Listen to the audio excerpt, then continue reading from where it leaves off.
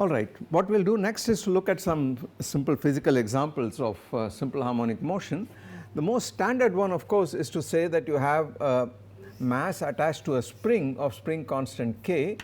So here is your mass m and it is supposed to move on some frictionless surface. So here is m, the spring constant is k and you attach the spring to a wall here and the mass undergoes simple harmonic motion oscillating back and forth, and this is the very model of simple harmonic motion which we wrote the equation of motion down for.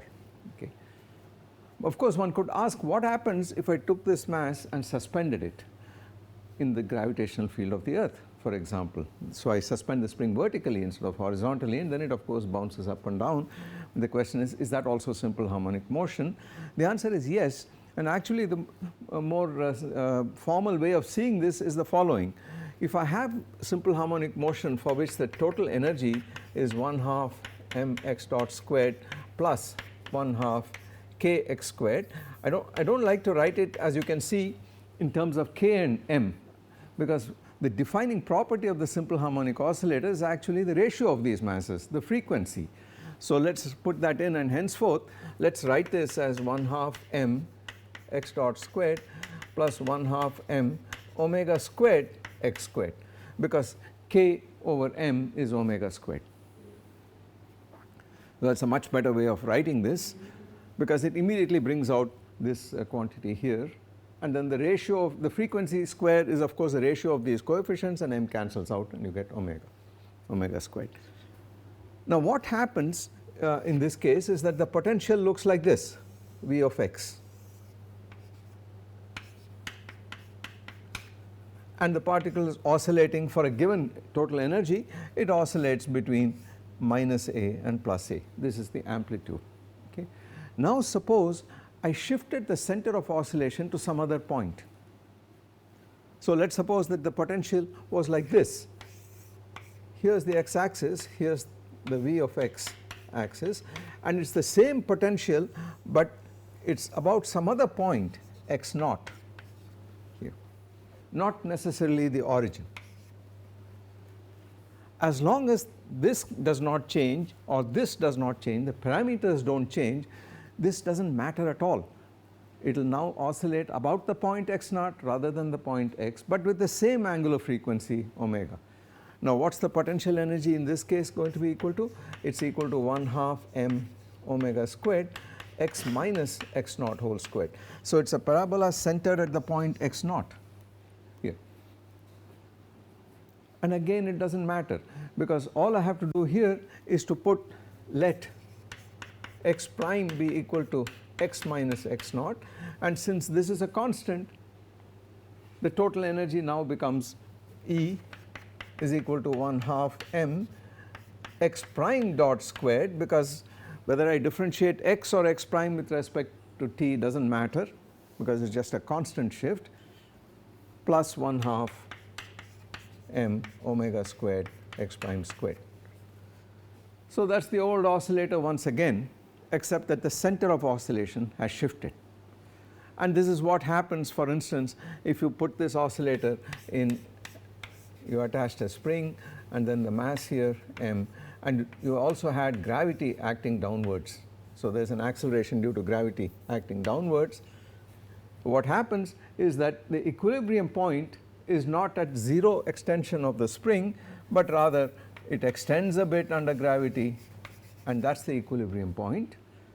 And then if you pull it a little bit and let go, it oscillates up and down about the new point, but the frequency does not change, it is exactly the same. Of course if you change the potential by adding some other force to it, something that makes it depart from the x squared form, if there are other terms here like x cubed and so on, then you are in trouble always. What I did by putting it under gravity was to change this by adding an x term, mgx, and then I can bring it to this form by completing squares. So if the new potential energy is this plus mgx, you can see that I can complete squares and make this x minus x naught squared plus some constant, and all that the constant will do is to shift the zero level of the energy but the physical oscillation will still happen about the new center of oscillation, and that will be determined entirely by this coefficient. So I urge you to try this out as an exercise by adding a force of gravity here, force due to gravity, a potential here, and then asking what happens in this problem, what happens to the frequency of the simple harmonic oscillator, and in this case. But the trick is very simple, all you have to do is to square it and so on. But if you make it a more serious change, if you put x cubed, x4 and other terms here, so that the force is conservative but is no longer a simple harmonic force, no longer proportional to the displacement but to some higher power of x, then it is no longer simple harmonic motion at all. It may still be periodic motion, but it will not be simple harmonic motion at all. So the mass and spring was the simplest case. Well, let us look at a slightly more complicated situation, and this is the simple pendulum. So the simple pendulum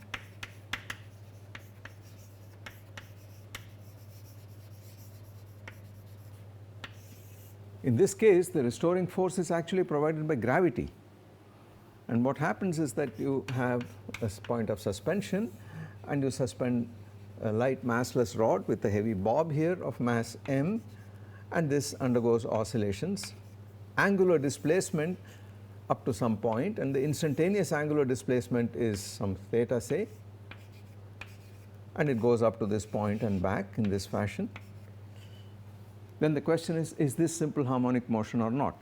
Now what we have to do here is to write down a model for an expression for the potential energy. So in this case the total energy E is 1/2 ml squared, because this is L, and the energy is in rotational kinetic energy, as this this bob undergoes an angular displacement, and that rotational kinetic energy is moment of inertia about this point of suspension O, which is ml squared, multiplied by the square of the angular frequency, which is equal to angular speed, which is theta dot squared. That is the kinetic energy,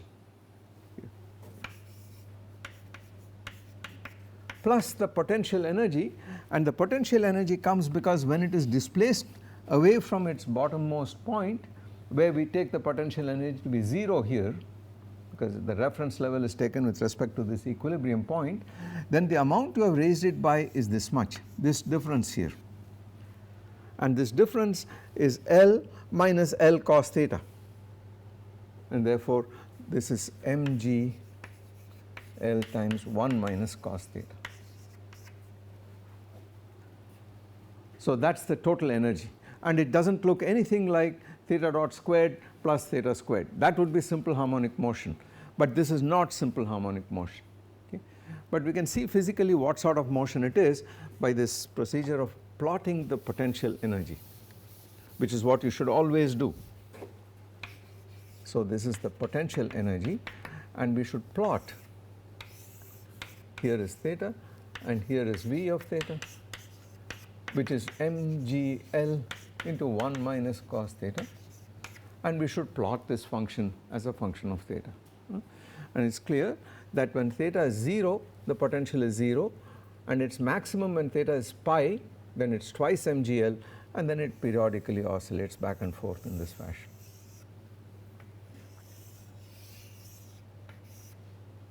Okay. And this point here is pi, this is 2 pi, this is 0, this is minus pi, this is minus 2 pi, and so on. So for small oscillations of this pendulum about theta equal to 0, you have something like oscillation in this potential here. Now of course you could have a larger oscillation, you could go all the way up to pi on this side, up to minus pi on this side. If you go beyond that, it escapes this well and falls into rotation if you increase the energy sufficiently.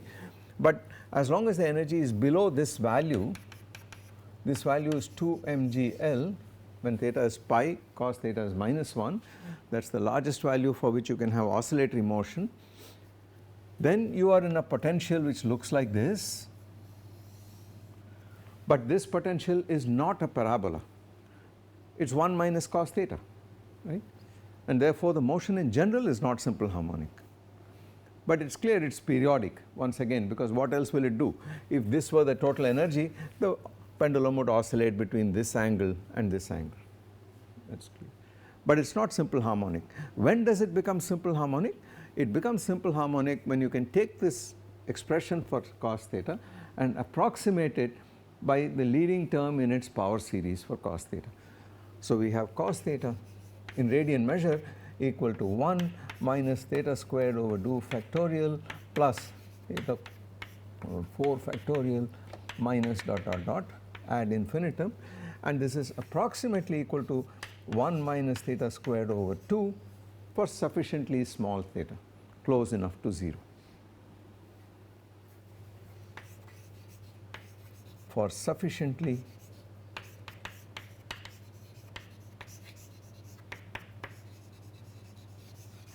small theta. How small? Well, when you can neglect theta to the 4 compared to theta squared. So you specify a degree of accuracy and I tell you how big theta should be in order for the approximation to be good. Okay. Then in that case, for small oscillations, small amplitude oscillations, this thing becomes equal to 1/2 ml squared theta dot squared plus mgl over 2 theta squared. The 1 cancels out and then you have theta squared over 2 and that is it here. And this is now in the form of simple harmonic motion. This will immediately imply simple harmonic motion, because now you have a dynamical variable theta, the angular displacement, which has got a kinetic energy proportional to theta dot squared times the positive coefficient, a potential energy proportional to theta squared, positive coefficient. The ratio of these two will give you the angular frequency, and 2 pi over that angular frequency is the time period immediately. So this immediately tells you, this will immediately tell you that omega equal to square root of mgl over ml squared equal to square root of g over L. So the time period is 2 pi square root of L over g for small oscillations. We do not have to solve the equation of motion for this, because from what we have seen, it is only the ratio of these two coefficients that determines the angular frequency and therefore the time period immediately.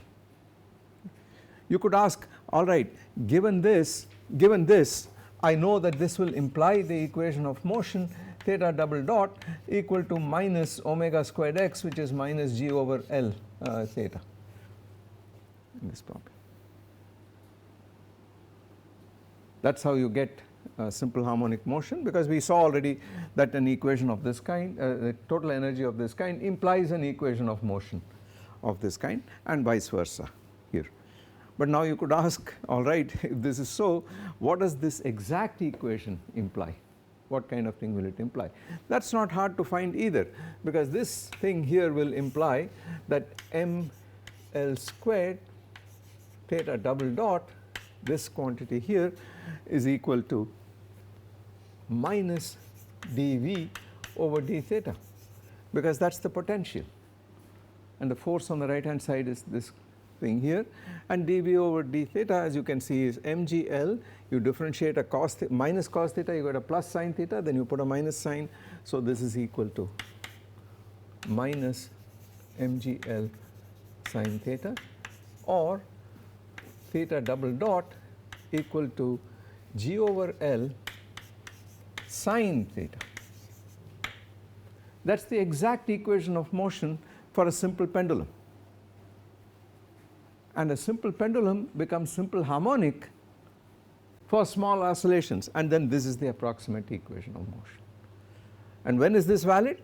When theta is so small that the next term here in the expansion of sin theta can be neglected compared to theta. The next term is theta cubed over 6. So when you can neglect the higher corrections in the power series expansion of sin theta in powers of theta, then you get simple harmonic motion, and the time period is 2 pi root L over g. Okay. So here is a problem which is actually very nonlinear, very difficult, because in principle the equation of motion is quite hard to solve. It cannot be solved by elementary means because it is not an equation that is linear in theta. It is not the simple harmonic oscillator equation. It involves a sine theta here, which in principle has all powers of theta, all odd powers of theta. Okay. And yet in the small oscillation limit the problem becomes very straightforward. It is not hard to see that the approximation we have made is equivalent to saying that sine theta is approximately theta, which is equivalent to saying that the motion is approximately in a straight line. It is essentially that approximation that has gone in here. So that is our second physical example of simple harmonic motion in the case of a simple pendulum, where small oscillations become simple harmonic. For the spring, that was the exact equation of motion, but for the pendulum that is not true. As soon as the amplitude exceeds a value such that you can't make this approximation, the time period depends on the amplitude. It is no longer simple harmonic motion. Well, let us look at an example which is taken from, say, fluid dynamics. And here is another example, which is oscillation of a fluid column. Let us suppose we have a U tube of constant cross section, although that is not essential for what I am about to say, and you fill it with water up to a certain level, and of course the levels are the same on both sides in this fashion here. And let us suppose that the cross sectional area of this tube, cross section,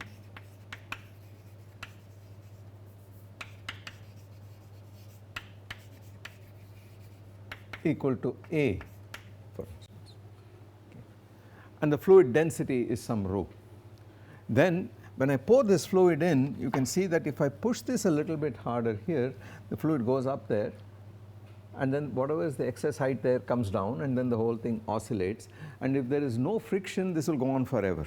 If there is friction, and we will talk about damped simple harmonic motion a little later, then of course the oscillations subside, but otherwise the fluid will oscillate forever. And the question asked is, now if I displace this a little bit so that I have a little excess x on that side, a height x, and on this side it goes down by the same amount, so this is also x on this side, then the question is, what is the time period of oscillation of this fluid column?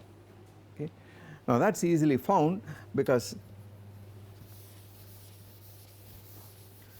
what is the force? The force appears because this level is out here and the other column has a level which is higher, and the difference in levels now is 2x.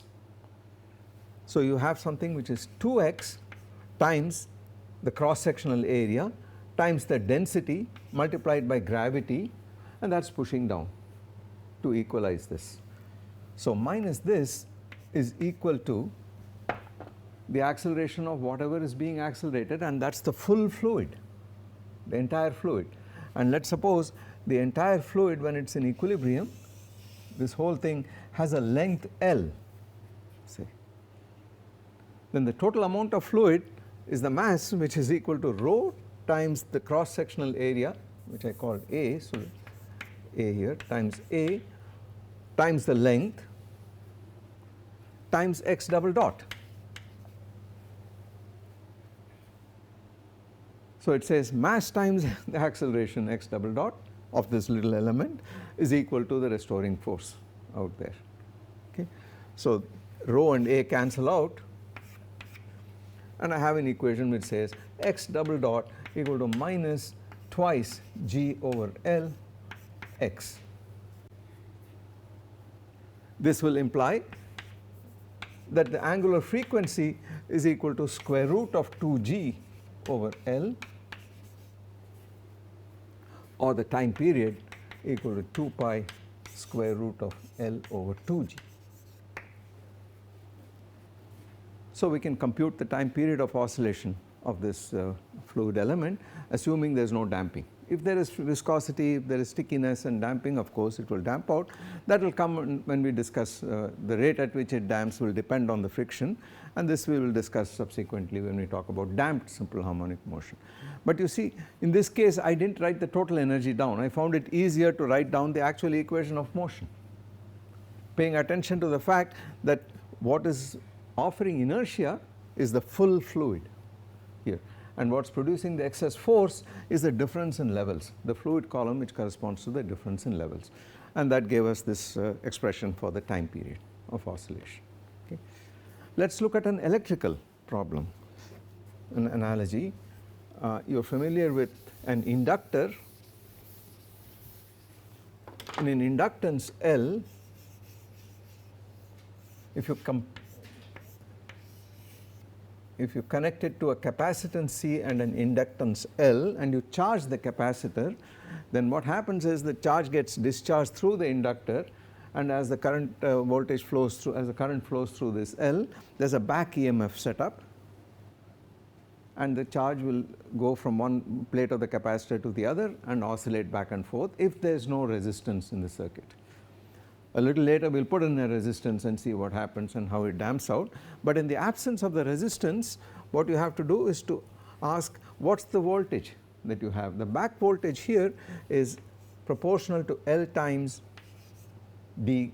The charge on the capacitor instantaneously is Q, which is a function of T. Then this is L times dq over dt. Well, I should really write L times d2q over dt2, because it's the rate of change of the current or the flux that we are talking about.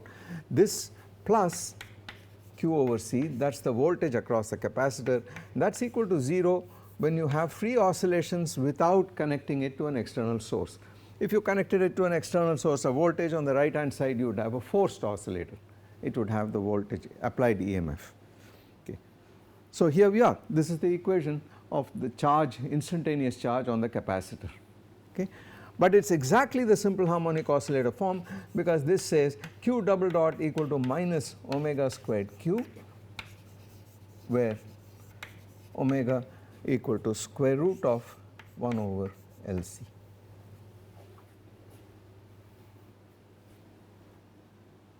So the time period of oscillation T equal to 2 pi root LC in this problem.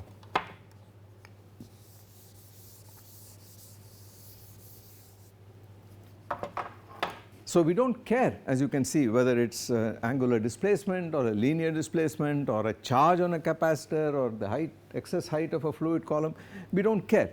The phenomenon is exactly the same. Once you bring the energy down to that quadratic form, or you bring it the equation of motion to this form, you can identify what the angular frequency is and the matter is over.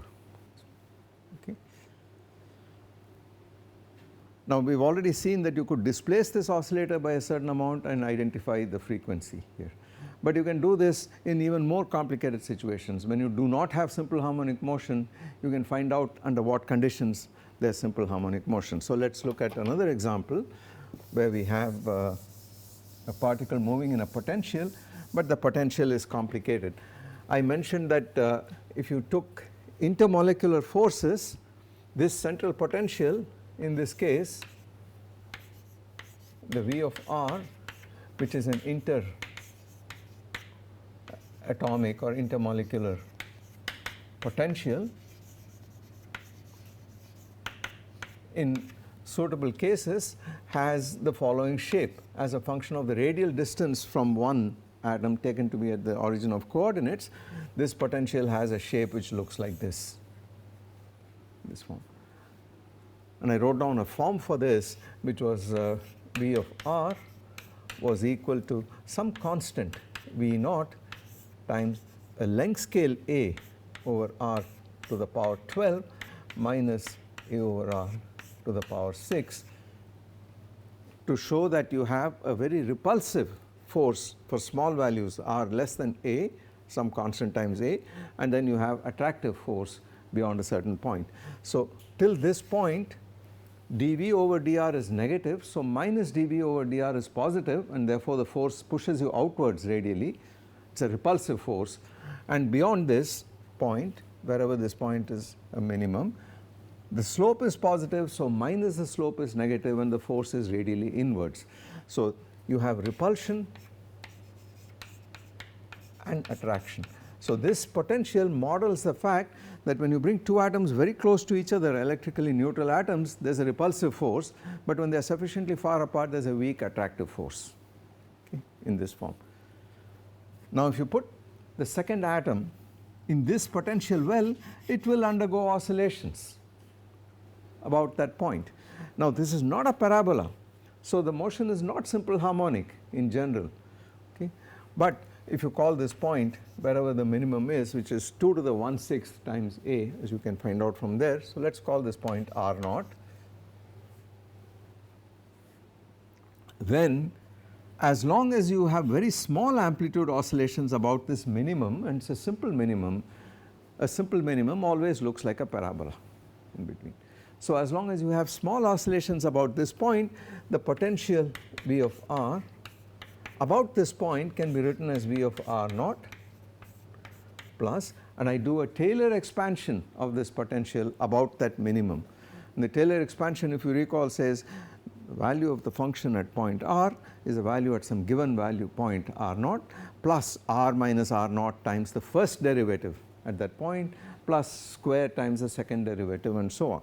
So the first term is r minus r naught V prime at r naught plus r minus r naught squared over 2 factorial V double prime of r naught plus dot dot dot, where a prime denotes the derivative with respect to r, and then you put r equal to r naught after you differentiate.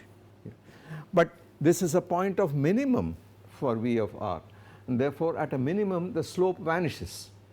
This term is therefore 0 by definition, because V prime of r naught is identically 0 at that point. Then the potential looks like a constant. This fellow is a constant. We do not care what it is. It does not play any role at all. We have seen that in a simple harmonic oscillator problem, if you add a constant to the total energy, nothing happens. The frequency does not change at all. So we have a system where we can write a kinetic energy plus a potential energy which looks like this quantity here. But this is a constant, this quantity is a constant, and therefore the motion is simple harmonic provided this quantity must be positive. The effective spring constant must be positive, only then do you have simple harmonic motion. Is it positive? Well, the answer is yes, because at a minimum the second derivative is positive. Had this been a maximum of the potential, that would have been negative, but because it is a minimum we are guaranteed that this is positive. Now I ask, what is the frequency of oscillation of this second molecule about this equilibrium point, and the answer is very simple. All you have to do is to put in the mass of that particle, and essentially V double prime of r0 over 2 factorial over 2 is the square of the frequency apart from that factor of this mass, because the ratio of coefficients determines what the frequency is. So in this problem, hard as it looks, it is very easy to find what will be the basic frequency of oscillation or vibration of one atom due to the potential of another, and so on. So it is like a shifted oscillator about this point. Of course you go to higher amplitudes, it is no longer simple harmonic, and you have many more complicated phenomena happening here. But in this lowest level approximation, it is an oscillator. Now I leave an exercise, as an exercise, the following problem. Take two charges on the x axis, put a charge q, a positive charge q at the origin, and fix a charge capital Q at the point A on the x axis, that is at the origin, and another charge capital Q at the point minus A. These two charges are fixed and this charge is free to move, and now imagine that you displace it slightly about through an amount x on the positive side and let go, then this charge is going to oscillate, because the force due to repulsive force due to this is greater than the attractive force due to this, repulsive force due to this. As it moves here, the repulsive force pushes it back. Similarly, when it comes here, the repulsive force due to this, pushing it to the right, is greater than the force due to this, pushing it to the left, and therefore it will oscillate. Now what you need to do is to find the frequency of these oscillations.